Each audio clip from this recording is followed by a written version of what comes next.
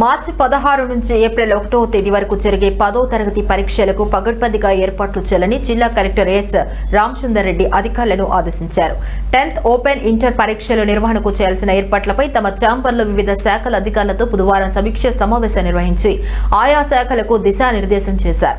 ఈ సందర్భంగా కలెక్టర్ మాట్లాడుతూ ఈసారి 10వ తరగతి పరీక్షలకు జిల్లా వ్యాప్తంగా 23,523 మంది హాజరు కానున్నారని, వీరిలో 22,959 మంది రెగ్యులర్, 564 మంది ప్రైవేటు విద్యార్థులు ఉన్నారని తెలిపారు. వీరి కోసం 119 పరీక్షా కేంద్రాలను ఏర్పాటు చేస్తున్నట్లు వెల్లడించారు.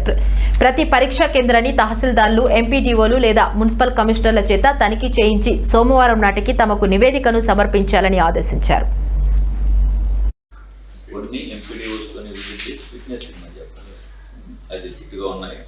నాకు ఎలా కావాలంటే డిఈఓ గారు సెంటరు, ఆ మండలం, ఆ ఏరియా అంటే అడ్రస్ అంతా ఉంటుంది కదా, దానికి ఎంతమందిని అలాట్ చేశారు.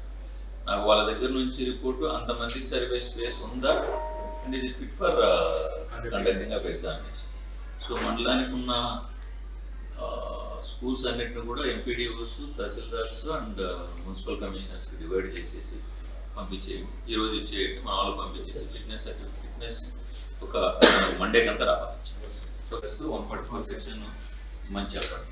ఓకే, ఈ ఫ్లయింగ్ స్క్వాడ్స్ మనకు వెహికల్స్ ప్రొవైడ్ చేయాలి. ఓకే మొత్తం. అలాగే ఫ్లయింగ్ స్క్వాడ్స్ కోసం 7 మంది డిప్యూటీ తహసీల్దార్స్ కావాలనుకుంటున్నారు. పేపర్స్ వస్తాయి, క్వశ్చన్ పేపర్స్ మన డిస్ట్రిక్ట్ స్ట్రాంగ్ రూమ్ లో ఉంటాయి. బట్ అవి నెక్స్ట్ డే ఎన్ని మీకు వచ్చాయి, ఎన్ని మన నెక్స్ట్ డే మార్నింగ్ మీరు ఇష్యూ చేస్తారు. 1 hour ముందు ఇష్యూ చేస్తారు. అరౌండ్ డిస్టెన్స్ అందుకు డిపిఓ వర్క్ చేస్తారు. Class room. సో ఎస్హెచ్ఓ మీరు ఒకసారి మీ ఎస్హెచ్ఓస్ అంతా చెప్పండి, దానికి ఒక్కసారి విజిట్ చేయమని. తక్కువగా ఉన్నాయి 120. సో